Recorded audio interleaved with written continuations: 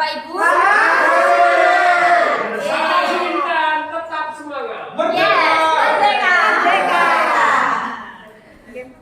Oke, tadi sudah disampaikan Pak Saiku materi awalnya. Nah, di sini saya akan melanjutkan materi selanjutnya. Tetapi saya mengajak Bapak Ibu guru untuk membayangkan atau bertanya pada dirinya sendiri dan menjawab dari pertanyaan Bapak Ibu sendiri. Oke? Ya, baru nanti kalau misalnya dari pertanyaan Bapak Ibu belum masih ada unek-uneknya, nanti ada sesi pertanyaan. Oke? Mari kita tanyakan ke diri kita sendiri bagaimana kita berperilaku. Sekarang Bapak Ibu bertanya ini pertanyaannya dan dijawab dalam hati saja. Sabun? Mengapa kita melakukan segala sesuatu? Apakah kita melakukannya itu karena takut atau karena ada dorongan atau karena dari hati? Seperti itu. Nah, terkadang kita melakukan sesuatu karena kita menghindari rasa sakit atau tidak nyaman. Ya. Yang kedua, terkadang kita melakukan sesuatu karena untuk mendapatkan apa yang kita mau. Misalnya, kita datang pagi, ya, karena ada yang dari hati, terus karena ada sesuatu, atau ya jujur saja ribet. Ya. Gak apa-apa Bapak Ibu, manusia itu wajar. Manusia. Karena jawab mulut terjawab. Nah, pernahkah Anda melakukan sesuatu untuk mendapatkan senyuman dari orang lain? Sering ya? Apakah kita senyum itu untuk mendapatkan hadiah atau mendapatkan uang? Tidak selalu. Tidak. Alhamdulillah tidak. Senyuman adalah Apalagi ya. Apalagi kira-kira alasan orang melakukan sesuatu selain ingin mendapatkan reward, terus dari hati, terus karena sedekah tujuannya. ya, semuanya memiliki tujuan dan pasti tujuannya terbaik untuk Bapak Ibu sendiri. Nah, tapi di sini nanti kita memiliki tujuan untuk anak didik kita, ya. Semuanya ingin berpihak pada murid. Oke? Nah, untuk menjawab itu, ya, kita akan membahas motivasi perilaku manusia dan kebutuhan dasar. Jadi kita melakukan sesuatu itu karena kita punya motivasi dan memiliki kebutuhan dasar. Untuk murid kita harus tahu kebutuhan dasar murid kita. Saya lanjutkan. Menurut teorinya Diane Gosen, ada 3 motivasi perilaku manusia. Yang pertama, untuk menghindari ketidaknyamanan atau hukuman. Jadi melakukan motivasi karena takut kena hukum. Itu. Yang kedua, untuk mendapatkan imbalan atau penghargaan. Biasanya ya nopo boten. Yang ketiga, untuk menjadi orang yang mereka inginkan dan menghargai diri sendiri dengan nilai-nilai yang mereka percaya. Kira-kira yang paling benar itu nomor 1 atau 2 atau 3? Yang paling benar Nomor 3. Ya, 3. Tapi namanya manusiawi pasti 1, 2. Ya. Tidak, Bu. Tidak. Oh tidak, alhamdulillah. Saya lanjutkan. Nah, saya ulangi lagi dari Pak Said tadi. Tujuan dari disiplin positif menanamkan motivasi yang ketiga, yaitu berupa motivasi intrinsik. Nanti dari modul ini kita akan belajar menimbulkan motivasi intrinsik bukan karena anak takut dihukum, anak mendapatkan reward. Yang menurut Bapak Ibu tadi, reward itu sangat baik, motivasi yang sangat jitu, seperti itu. Saya lanjutkan.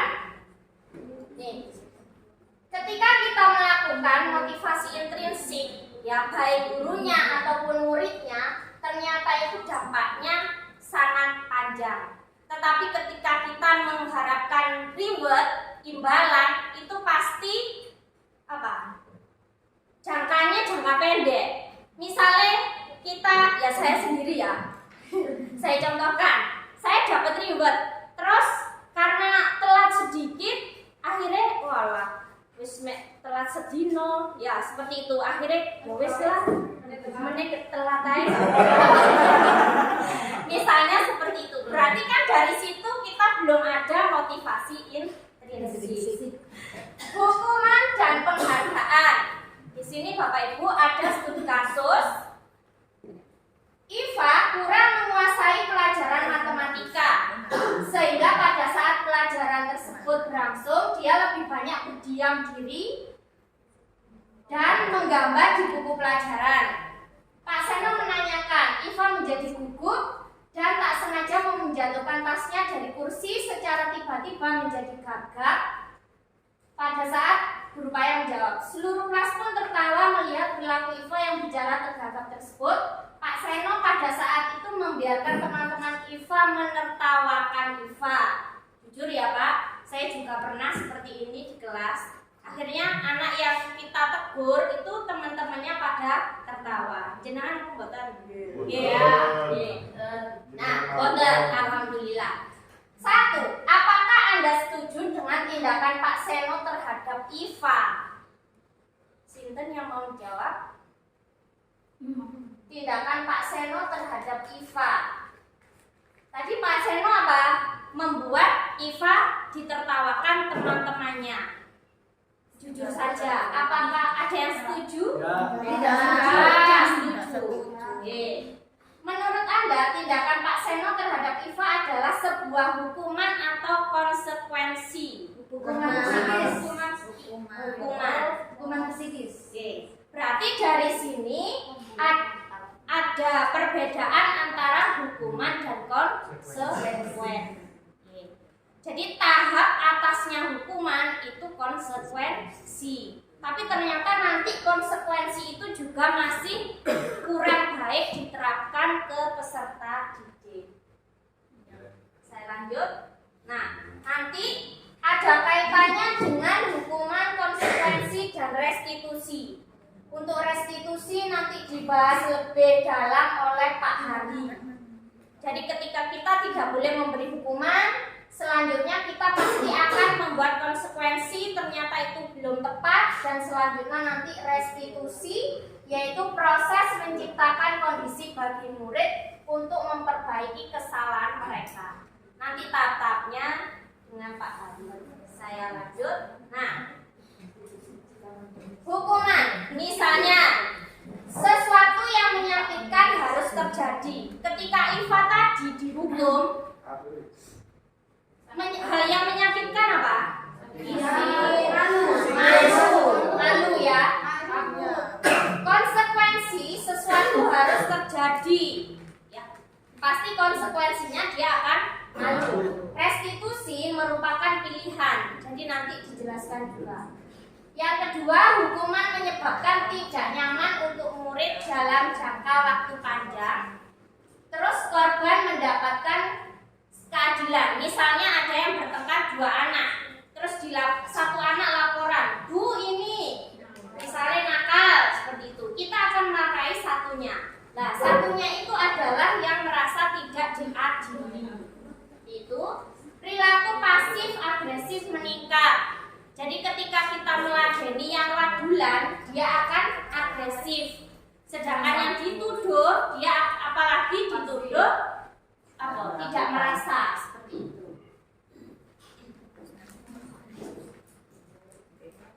Nah, hukuman bersifat tidak terencana atau tiba-tiba. Misalnya seperti itu ya Bu ya. Apalagi setiap hari ada anak yang tidak mengerjakan PR. Itu pasti langsung kita menghukum. Anak atau murid tidak tahu apa yang akan terjadi dan tidak dilibatkan. Misalnya tidak membawa buku, terus tiba-tiba langsung dihukum seperti itu. Berarti kan anak kan nggak tahu kalau nanti bakalan dihukum seperti itu. Hukuman bersifat satu arah dari pihak guru yang memberikan dan murid hanya menerima suatu hukuman tanpa melalui suatu kesepakatan. Jadi kesepakatan kelas ini sangat perlu. Kesepakatan kelas ini juga tidak hanya dilakukan oleh wali kelas, tetapi guru yang sudah masuk di situ di kelas itu ya wajib membuat kesepakatan kelas. Seperti itu. Saya lanjutkan. Ini tadi hukuman yang diberikan bisa berupa fisik maupun psikis, mentalnya, kena mental. Disiplin dalam bentuk konsekuensi sudah terencana atau sudah disepakati. Misalnya buat kesepakatan kelas, terus ada datang yang terlambat. Kesepakatan kelasnya apa biasanya? Apa? Denda. Nah, seperti itu denda. Nah, itu sudah kesepakatan satu kelas. Misal, berarti kan pasti ada anak yang cerdas. Bu, itu Bu didenda. Seperti itu. Nah, itu kan terus ada kesepakatan kelas, misalnya ngobrol sendiri. Biasanya apa kesepakatan kelasnya? Apa biasanya? Misalnya menulis ulang terakhir. Nah, itu kan jadi anak yang masih ingat dengan kesepakatan kelas, Bu, itu yang terlambat, nanti nyapu. Biasanya seperti itu. Dan saya juga pernah melakukan. Nih, pada konsekuensi murid tetap dibuat tidak nyaman untuk jangka waktu pendek. Yang kedua, konsekuensi biasanya diberikan berdasarkan suatu data yang umumnya dapat diukur setelah 3 kali tugasnya tidak diselesaikan. Ya, contohnya di sini misalnya datang terlambat, besoknya terlambat lagi, besoknya terlambat lagi, kan awas sampai besok terlambat lagi, nanti konsekuensinya apa? Terus misalnya tidak membawa buku, Bu, saya lupa membawa buku. 1 kali mungkin kita maafkan, terus 2 kali kok tetap saja, 3 kali tetap saja, baru ada konsekuensi. Tetapi biasanya membuat kesepakatan kelas ini di awal pembelajaran sebaiknya. Lanjut, peraturan dan konsekuensi yang mengikuti ini sudah diketahui sebelumnya oleh murid. Sikap guru di sini senantiasa memonitor murid. Nah, berdasarkan Alfikon, saat kita berulang kali menjanjikan hadiah, sekarang masuk ke penghargaan. Ternyata penghargaan itu adalah sebuah hukuman, Bapak Ibu. Dan saya juga baru tahu. Saya ulangi ya. Sekarang dihukum oleh penghargaan. Jadi ternyata penghargaan itu adalah sebuah hukuman di modul ini dan saya juga baru tahu.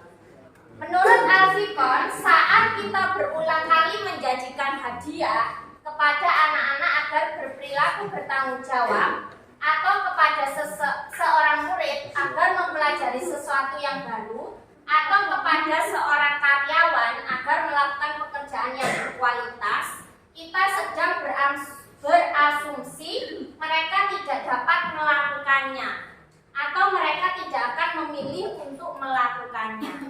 Jadi dari sini bahwa pemberian penghargaan itu mereka itu sebenarnya tidak bisa. Contohnya datang pukul 06.25. Ini ngomongin saya sendiri juga ya Pak.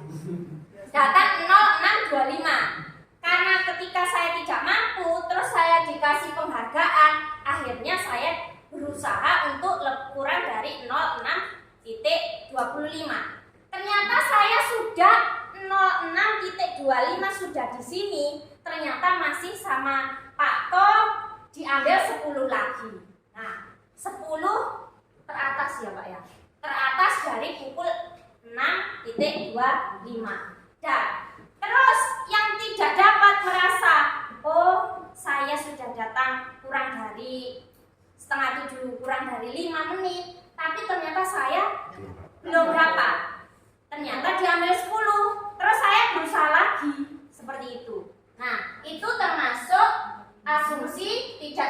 sebenarnya tidak dapat melakukannya. Bisa melakukannya karena mendapatkan penghargaan. Nah, wes. Kasusnya nggak apa-apa. Ini studi kasus.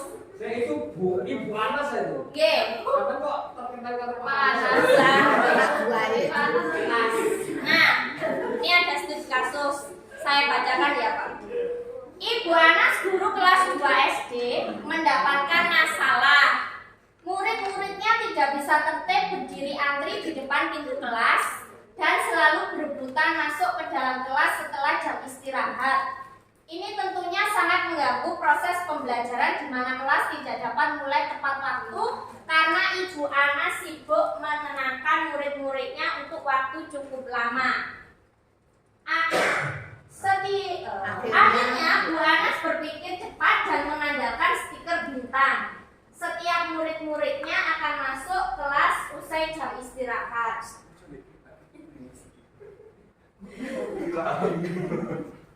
Bu Anas akan mengiming-imingi murid-muridnya dengan stiker bintang. Siapa yang dapat berdiri lurus dan berbaris rapi antri di depan pintu dapat bintang dari Bu Anas. Sebagian besar murid-muridnya menyambut tantangan dan Bu Anas hal ini terus dilakukan Bu Anas selama beberapa minggu karena cukup berhasil membuat murid-muridnya berdiri rapi antri di depan. Sampai pada suatu saat Bu Anas sakit dan terpaksa digantikan Pak Heru. Pak Heru tidak mengetahui tentang stiker bintang.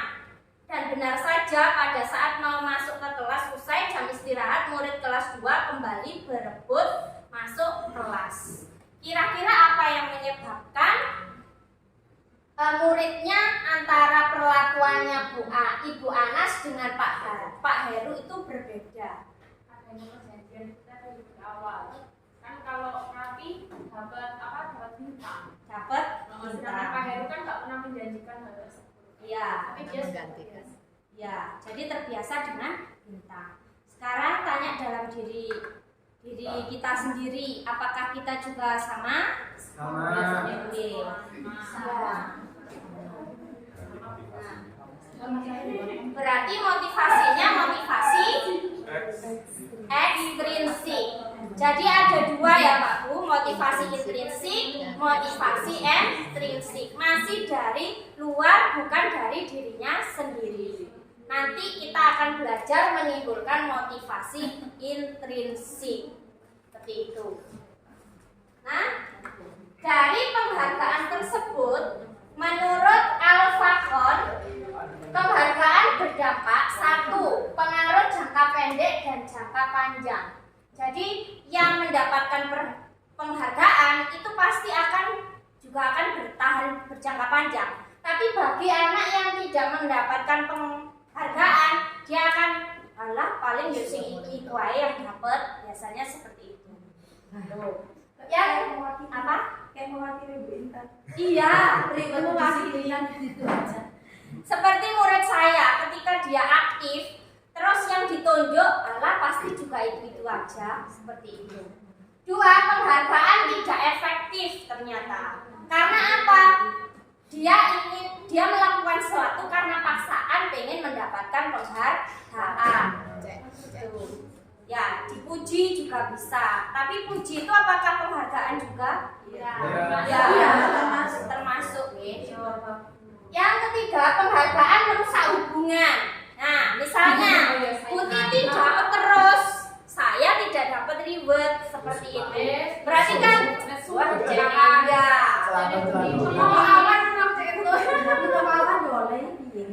Nah, malah jadi sudon. Sama seperti murid kita.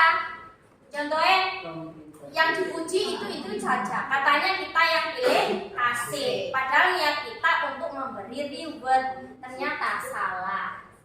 Yang keempat, penghargaan mengurangi ketepatan. Contohnya, saya juga melakukan. Ayo yang mengerjakan matematika duluan maju ke depan. Terus nanti dapat bintang 10 anak pertama dapat bintang 5 lah, seperti itu. Terus bahasa Indonesia cepet-cepetan, yang maju duluan nanti dapat bintang juga, seperti itu. Yang kelima, penghargaan menurunkan kualitas. Ya, kualitas bagi yang tidak pernah mendapatkan reward. Alah, kayak itu wis tak nyantai seperti itu. Wis. Nah, penghargaan mematikan kreativitas. Nah, bagi anak yang cepat pasti dikasih reward. Bagi anak yang biasa, alah paling yang dapat juga tetap itu saja, seperti itu. Terus penghargaan bisa menghukum bagi yang tidak dapat penghargaan. Misalnya Bu Titin juga, masih Bu Titin ya, karena saya mesti sering komen itu Bu Titin. Maaf ya Bu Titin, contoh. Bu Intan, tas teko lah, seperti itu. Itu kan termasuk menghukum secara apa? Psikis. Apalagi setiap hari, Bu Intan cek GP, tas teko, seperti itu. Nah, itu kan psikis. Padahal kan kita harus sebelum menjustis orang kan kita harus tahu.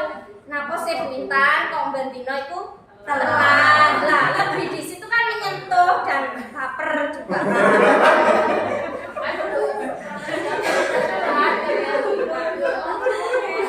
Misalnya saya Bu Intan, aku saya Bu Titin, aku mah kora-kora dorong mari. Nah, misalnya apa tak ewangi lah, seperti itu kan ada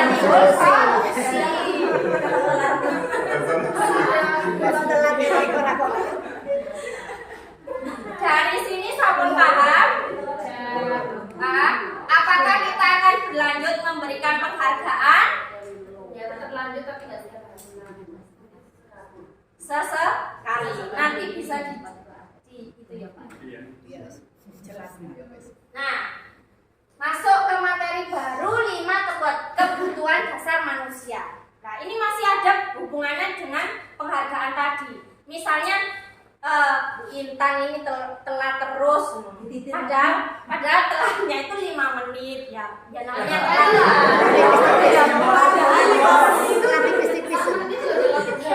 Nah, dengan itu kita tidak usah menjustis telat terus seperti itu. Utawa ya bahasa Jawane ngenyek lah. Jadi sebelum kita menjustis orang, ngenyek orang, kita harus tahu 5 kebutuhan dasar manusia. Kenapa sih Bu Intan itu kok mesti telat? Jadi kita harus tahu. Nah, kebutuhan dasarnya itu ada bertahan hidup. Misalnya bertahan hidup ini contohnya apa? Masak, makan, maca.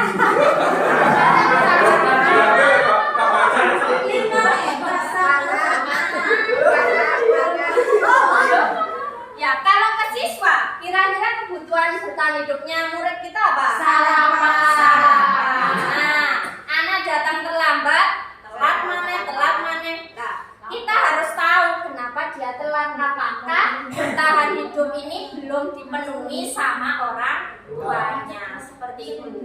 Selanjutnya, kasih sayang dan rasa diterima. Jadi kebutuhan dasar manusia itu kita perlu kasih sayang dan diterima. Misalnya seorang guru juga harus dikasih sayangi nih Pak Tong. Dan diterima. Misalnya kita sudah misalnya seperti Bu Mary ya, orang baru. Berarti kan kita sebagai orang lama kita harus menerima. Jadi lebih dengan ini kan Bu Mary lebih betah. Oh, saya ternyata masih diterima dengan baik. Terus saya diajak. Sama dengan murid kita, juga kita harus, mereka juga butuh kasih sayang dan diterima oleh kita. Saat nakal-nakalnya kan tidak boleh menjustis anak nakal. Saat pola-polae tetap kita harus menyayangi dan menerimanya di kelas kita. Seperti itu ya Bu Leli ya. Bapak-bapak, selain Bu Leli ya masih banyak lagi. Yang ketiga, kebebasan. Jadi anak itu perlu bebas. Misalnya, kamu harus bisa dulu. Nah, anak kan pengennya itu bebas. Lah saya belum bisa Bu sebelumnya. Berarti kan dia harus berusaha dulu sebelumnya perkalian 9. Jadi harus bebas. Misalnya anak ini kok saya suruh ngerjakan anteng nggak mau. Berarti kita harus tanya, kenapa sih itu masih mau saya praktekkan sih?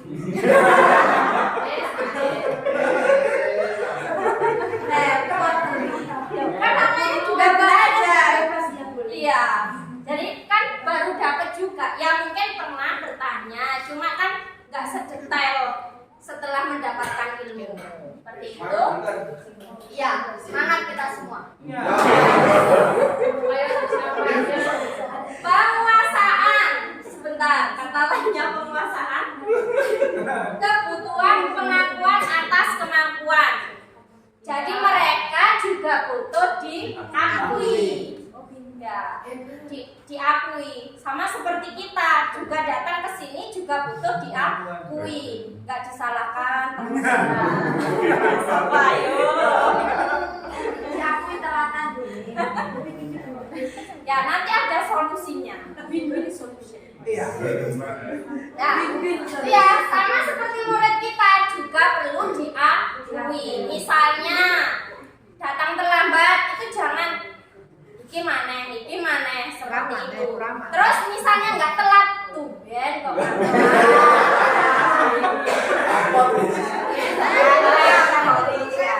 Dan ini sudah dari dulu sih, guru-guru dulu. Jadi Kita belajar dari mereka berarti. ya itu kita belajar dari ilmu-ilmu sebelumnya. Yang terakhir kesenangan. Jadi kita harus tahu anak datang ke sekolah itu harus dipenuhi kebutuhan kesenangannya. Misalnya, Bu, saya nggak suka gambar. Nah, sebagai guru harusnya nuruti utawa gambarin. Sekarang gambar gunung kayak seperti ini. Zaman saya SD, gunung itu mesti dicontohi 2 gunung.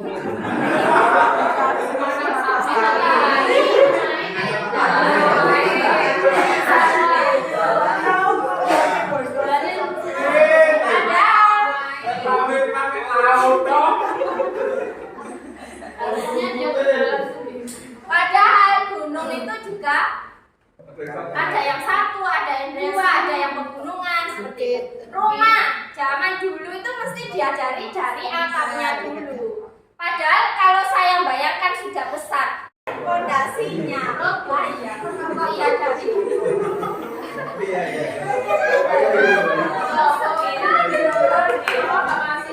tapi lagi gambar kok dari gentengnya, kenapa nggak dari fondasinya? Oh, ya Bapak Ibu, saya butuh waktu 5 menit karena ibu-ibu kan sudah hebat, sudah cerdas. 40 soal bisa 5 menit terselesaikan.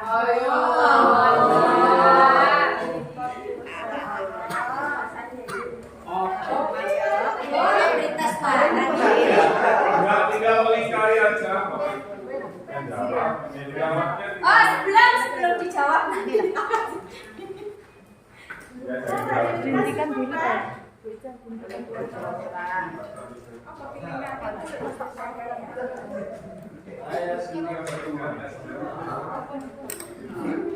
Bapak Ibu nanti biar tahu kebutuhan dasarnya apa yang belum terpenuhi. Ini introspeksi diri.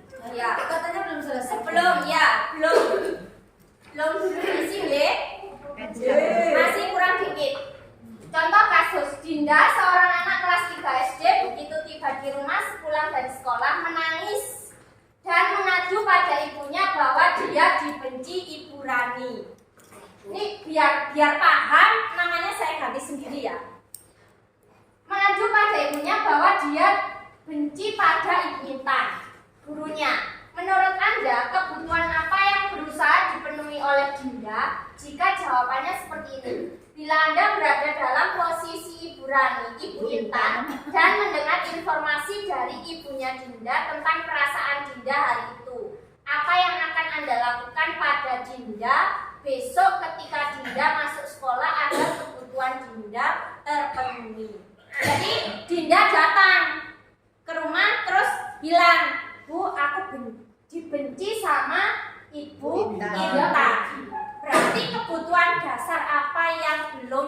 dipenuhi ketika di sekolah?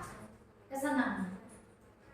Kasih sayang, ya betul. Kasih sayang, seperti itu. Nah, dari situ nanti ibunya pasti akan menghubungi jika tidak sungkan. Loh, namanya wali murid kan macam-macam. Ada yang ngomong langsung, ada yang lewat siapa. Nah, jawaban Dinda, ibu guru bilang, aku tidak boleh bersenandung sewaktu mengerjakan tugas. Katanya kelas harus tenang, tidak ada suaranya, kan nggak seru jadinya. Itu menurut dia. Nah, macam-macam anak itu kan beda-beda. Kebutuhannya berarti dia butuh kesenangan. Nah, sebagai guru untuk mewujudkan kesenangan satu anak itu juga bagaimana nanti dipelajari selanjutnya. Selanjutnya, ibu guru tidak menyapaku hari ini, padahal aku pakai jepit rambut baru. Jadi ada yang beda, kok guruku beda ya? Kok muridku pakai jepit kok nggak ditegur apa ya campur seperti itu. Ya, kayak Pak Iman kemarin di kelas saya itu pecinya berubah saja, itu wes dikomentari. Loh Pak, kok sekarang pakai putih. Kalau pagi merah, kalau siang putih.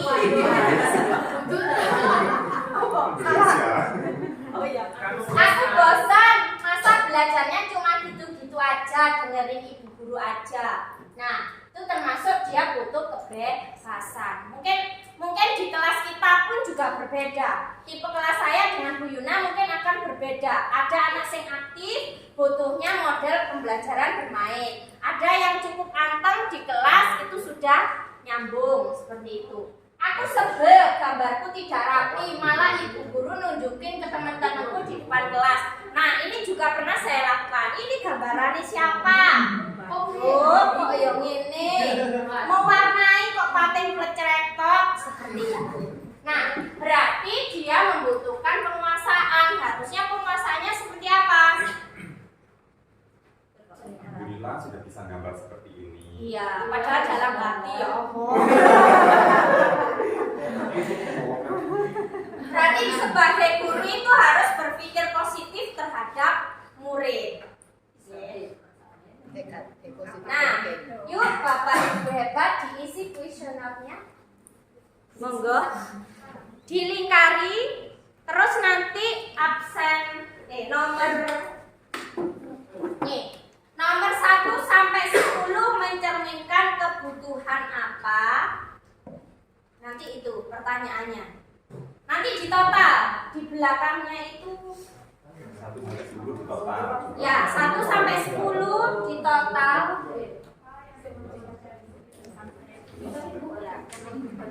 Ini nanti setelah dilingkari di total ya 1 sampai 10 jumlahnya berapa? Jujur dari dalam hati. Iya.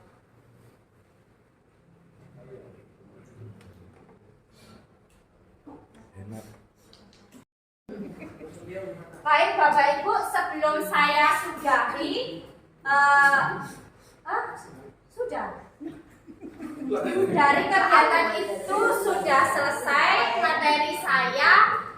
Siapa yang mau memberikan refleksi dari materi motivasi dan kebutuhan siswa? Monggo yang mau memberi refleksi.